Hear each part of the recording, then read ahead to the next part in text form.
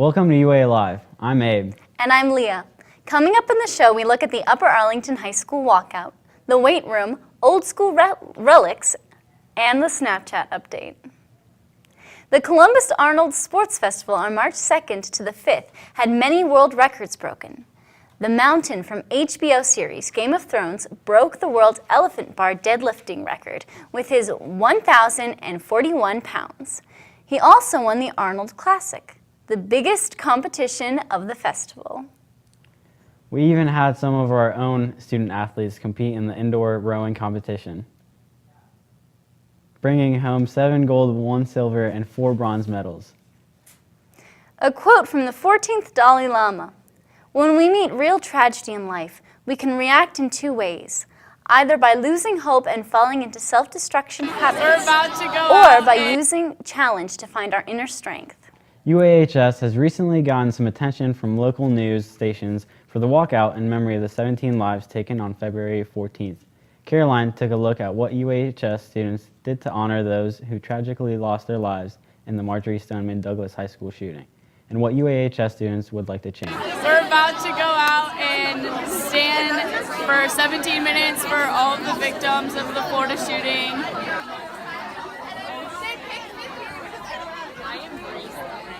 On Wednesday, February 21st at noon, UAHS students walked out of their classes to honor the victims of the school shooting in Parkland. The local walkout was arranged by juniors Dylan Carlson and Claire Driscoll, who used social media, specifically Twitter, to get the word out. A couple hundred UAHS students gathered in the rainy courtyard to stand in solidarity for 17 minutes. I walked out because I thought I would pay my respects to the people of the lives who were lost, and I also thought that it's time for the government to pay attention to us and pay attention to what's really important. 7 days have passed since the tragedy at Marjory Stoneman Douglas High School, a tragedy that resulted in the murder of 14 students, teenagers just like us, and 3 teachers. It is no longer an option to do nothing. We are students, and our lives are in danger. Ever since the Sandy Hook shooting in 2012, there have been over 239 school shootings nationwide. It is time for change. It is time for lawmakers to realize that we are no longer asking to be heard, but that we are demanding it. Now, let's take the rest of our time out here to peacefully stand and remember the 17 slain last week, and to think of how to best honor their deaths. After short speeches from Dylan and Claire, the crowd stood in respectful silence. On February 26th, there will be a UA Schools Town Hall meeting on the topic of safety in schools. On March 24th, there will be a march on the State House. And on April 20th, the 19th anniversary of the Columbine School Massacre, there will be a national school walkout protesting gun violence.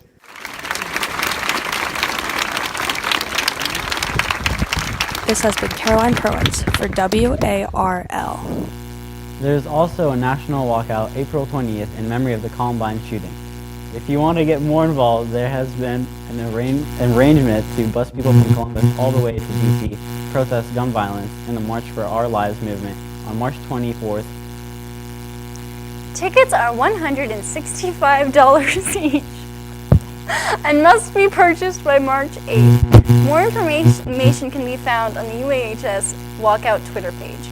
Our high school seems to be the talk of the town with these recent events.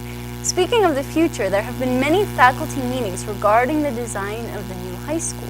There's also been questions regarding how old relics will be showcased in the new building, if they're going to be in the new building at all. I spoke with Mr. Potts concerning the relics and what he has to say about it.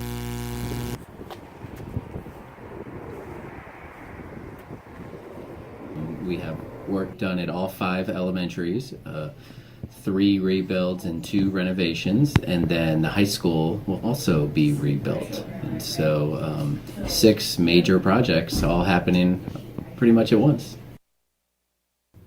With all this hype about the new high school, some people are concerned about what it may mean for artifacts and local landmarks surrounded and built into the school.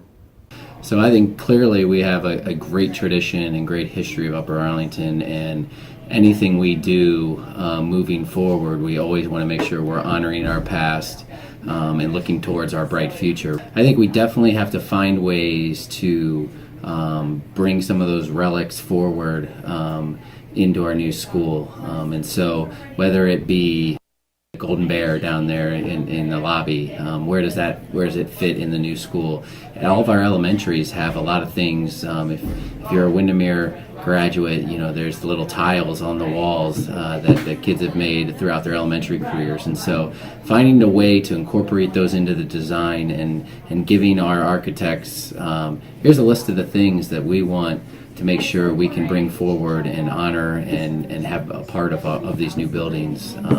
It'll really be up to our designers to figure out the best way to do that. While we are currently finishing the programming portion, where we figure out how many classrooms we need for this or that, hopefully around March and April, we'll begin to see actual plans for the new high school and be able to see some models. But right now we're working with our principals to identify what are those things that we want to make sure that we make a part of branding the new high school. The Ohio Union is a really good example over at Ohio State. The new Ohio Union and what they did to honor their old Ohio Unions. All the little touches they did. They have old doors just on display from the previous old Ohio Unions. And so we're actually fortunate that the person behind the new Ohio Union is an Upper Arlington resident and a graduate who's going to be helping us making sure that we are able to impact our design with these touches of history. So.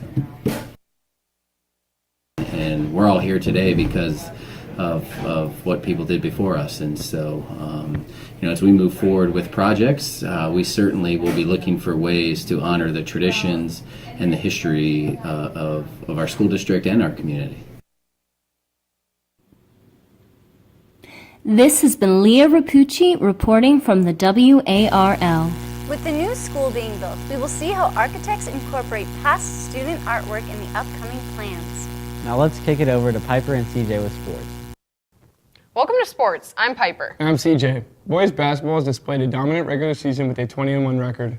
The Bears are setting themselves up for a successful postseason with a 69-26 win over Whetstone in the sectional finals. CJ Carsados took a closer look at the basketball Bears on their season so far. The boys basketball team has finished the regular season with a 20-1 record and won the OCC Central title. The Bears start their postseason journey on February 22nd with the game versus Franklin Heights. I talked to junior guard Josh Russell about the team's goals this postseason. Our team's goals for the postseason are to play all 8 games and make it to the state finals. I also talked to senior captain Casey Jones about what gives them the upper hand heading into the playoffs. The factor that helps us go far into the season is our continuous investment in the weight room compared to every other team. The weight room really helps us on the court because it gives us a better physical presence. The Bears hope to keep hitting the weight room during another deep playoff run and intend on winning their 3rd district championship in a row. The team also hopes to reach states as the 2013-2014 squad did, where they lost to Lakewood St. Edwards in the state championship game 60-62. I also talked to senior captain Will Gravenbeck and Josh Russell about their favorite thing about this year's team. My favorite part of our team is the different type of personalities that we have. My favorite part about the team is, for as cheesy as it sounds, my favorite part is how together we are as a team and how close we are. The boys hope to bring the community together on their journey to the shot, and the team would really appreciate the support as they take on some of the best teams in the state. This has been CJ Garsados reporting for WARL. We're sure that boys basketball will continue to do well this postseason. Nearly all Upper Arlington athletic teams have weightlifting and conditioning as a part of in-season and out-of-season training regimens. The weight room is used year-round and can be bustling at times. Sometimes there are as many as 3 teams in the weight room. Sam Shattuck explores in more detail how the busy weight room functions. The Upper Arlington Weight Room is a popular location for nearly all sports teams to lift and condition year-round. The weight room is not only open to sports teams, as head coach of the weight room, Coach Brandon Spickler, allows open lifts for anyone who attends UA to come in and get some work in. At some point, there are as many as 3 teams in the weight room, so how does the weight room function with that many people in limited space and equipment? The answer is the spoken and unspoken weight room etiquette. The so-called spoken weight room etiquette is derived from the Golden Bears weight room rules that Coach Spickler has posted in various places throughout the weight room. The rules include wearing only dry, clean shoes and wearing proper weight room attire, which includes no jeans or khakis and wearing gym shoes. No hats are allowed while working out, and cell phone use is strictly prohibited. Along with the other attire requirements, guys are not allowed to sport earrings. It is encouraged that all weights and equipment are returned to their designated spots after use. Coach Spickler said this rule is in place because he doesn't want people to be lazy and ensure pride in the weight room. Weight room goers must return their workout cards and writing utensils to the designated areas. Athletes are only allowed in the weight room office with permission from a strength coach. The last rule states that athletes must come prepared to work, as the weight room is not a place for social gatherings or for horseplay. Unspoken weight room etiquette includes not taking your shirt off and keeping your clothes on. The UA weight room has recently encountered this problem. Also, it is rude to hog equipment, and it is important to be aware of your surroundings. I asked Coach Spickler why weight room etiquette is important, and he had this to say. Now, the purpose of weight room etiquette is more of a safety issue, but also just so people conduct themselves properly in here, so that no one gets hurt. Just like you wouldn't go to a restaurant and carry on and holler and scream and yell and run around like a chicken with your head cut off. It's got to be the same way in here, otherwise somebody's liable to get hurt. I also asked self-proclaimed meathead Nick Kankia if he valued weight room etiquette, and he had this to say. Yeah, because it's important that we respect one another and we come here with a sense of purpose, and yeah. Weight room etiquette is an important aspect of the weight room that keeps athletes safe and keeps a bustling weight room in order and in check. These rules help keep things organized, especially during the busy fall and spring seasons. For the upcoming spring season, several teams will be using the weight room in their quest for dominance. Baseball, lacrosse, and track and field are only a few of the sports that will be competing this season. Lily Simona shows us their preseason training.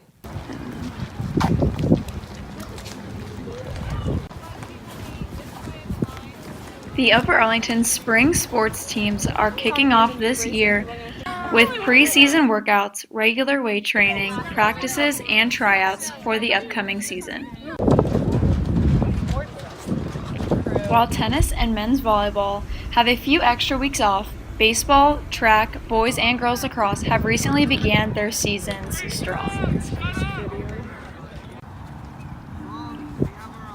Track runner Nicholas Porterfield shares how he has prepared for this season.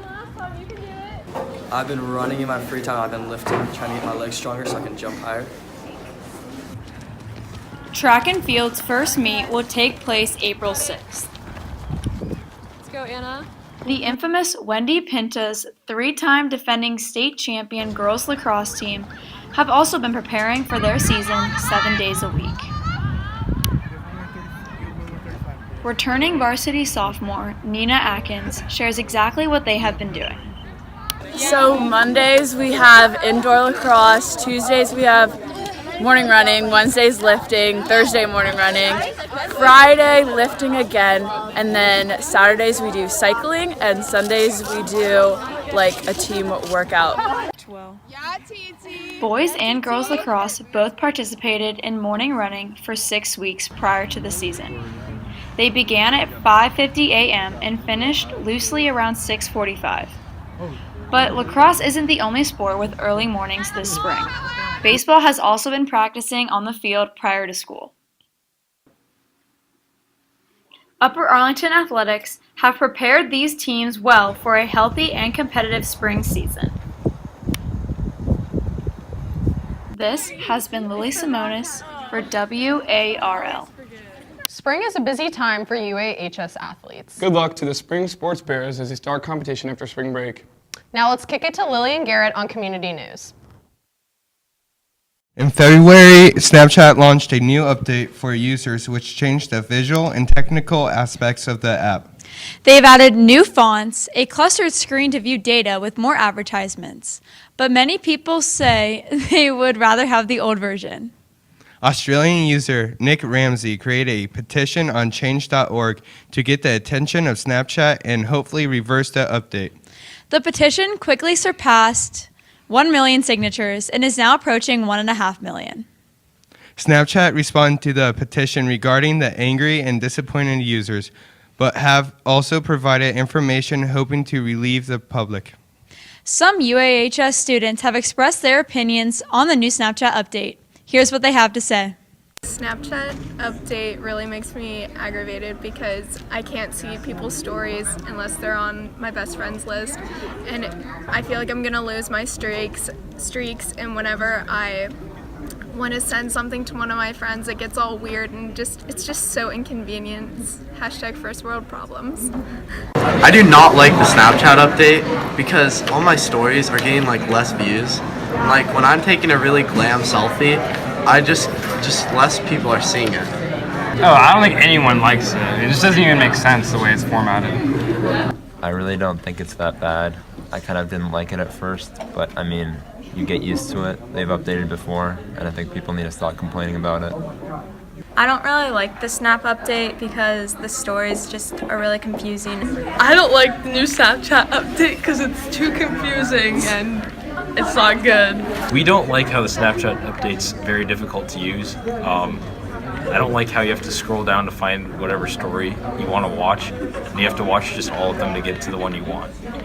Isn't that right, Brandon? Yeah, that's right. Snapchat sucks. My opinion is that the update is not good. It's really clunky. It's hard to find your actual snaps. It's very unfortunate. I don't like it at all. I don't really like the Snapchat update. It's really not helpful. It's really hard to watch people's stories. One thing that they can do to make it people hate it less is just change it back to the old thing. I mean, that's just I think what everyone wants. And something that they could change about it is maybe add the best friend list back. They can do to make it better is they can just turn it back to the way it was. I think they should definitely reverse it, for sure. This has been Aurora Sherrill for the WARL. Snapchat said that there will be another update released which includes tabs under the Friends and Discovery screens, which will make it easier for users to watch and find specific stories. We'll see how that update compares to the original, more favorable version. Speaking of favorable things, Idea Day was held at Upper Arlington High School on February 9th. The day began with speakers and panels at the school.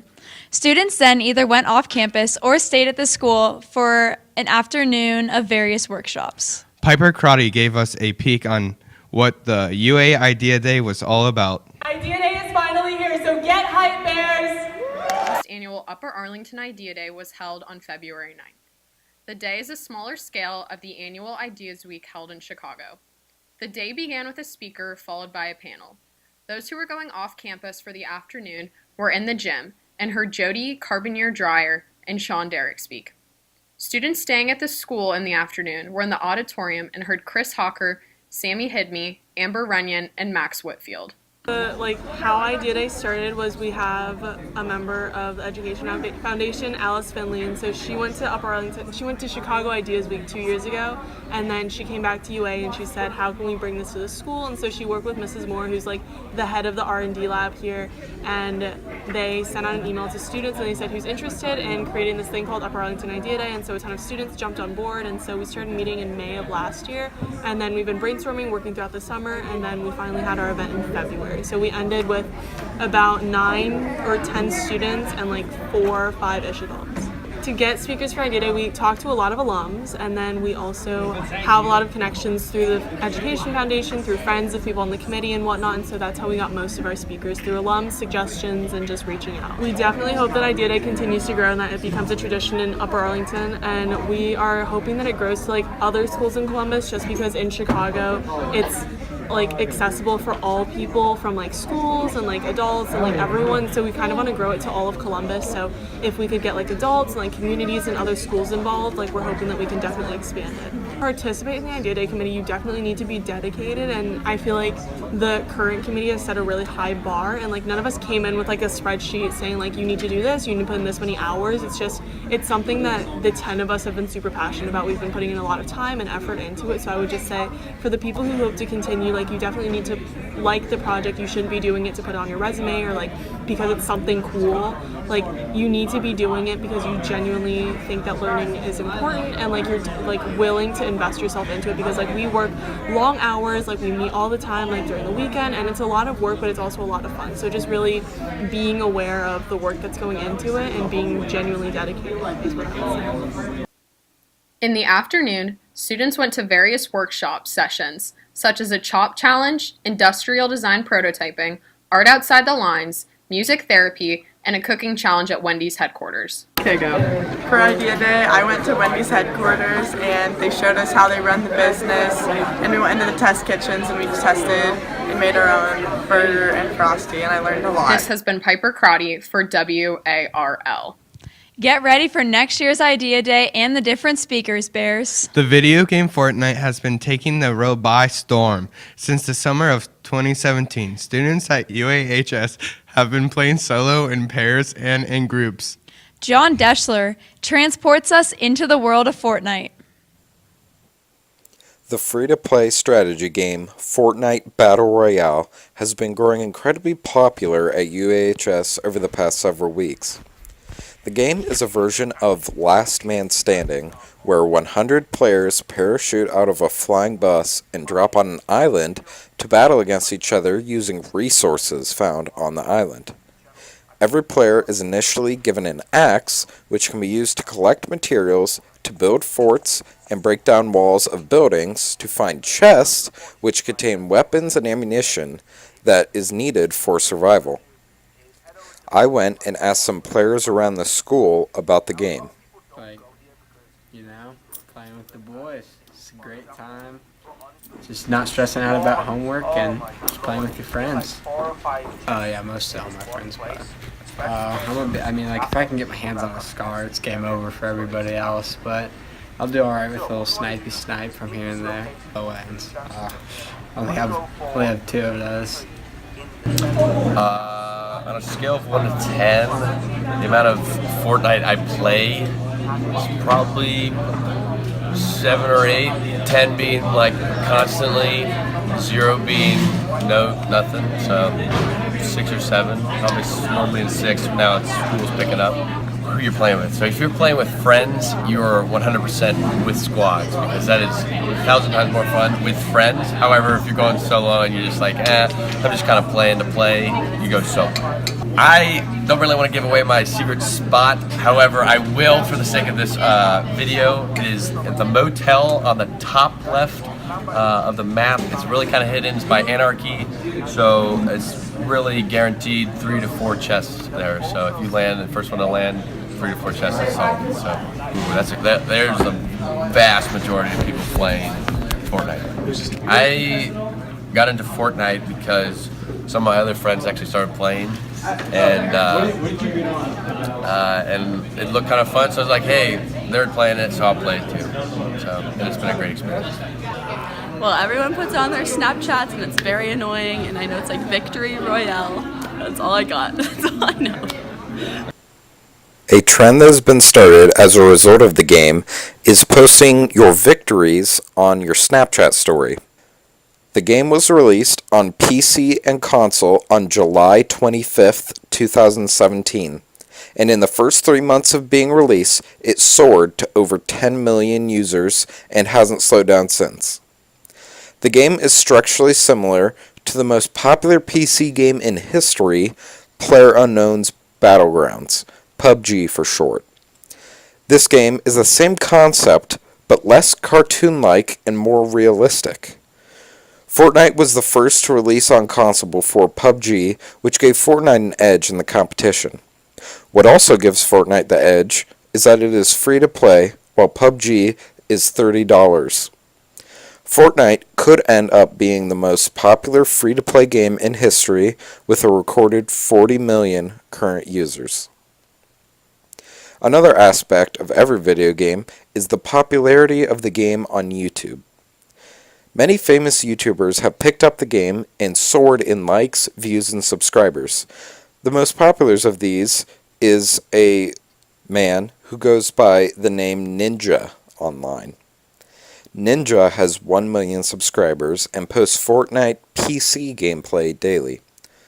Fortnite and dozens of other video games via YouTube have allowed people to make a career out of a childhood hobby. The game is rated T for teen due to the fact that there are weapons and violence. There's no blood in the game and no other graphic images. The game is very cartoon and fantasy-like, which also helps the game being suitable for younger ages. Fortnite is a great inclement weather activity to play with your friends, and for the time being, the hottest game on console. This has been John Deschler reporting from WARL. Fortnite releases frequent updates, keeping the players interested. Many players also post their victory royale on Snapchat because of the difficulty to win. Now back to Abe and Leah with Maine. A group of 17 students from our speech and debate team traveled to Sylvania, Ohio to compete at the state's tournament. Here's Macy with more info.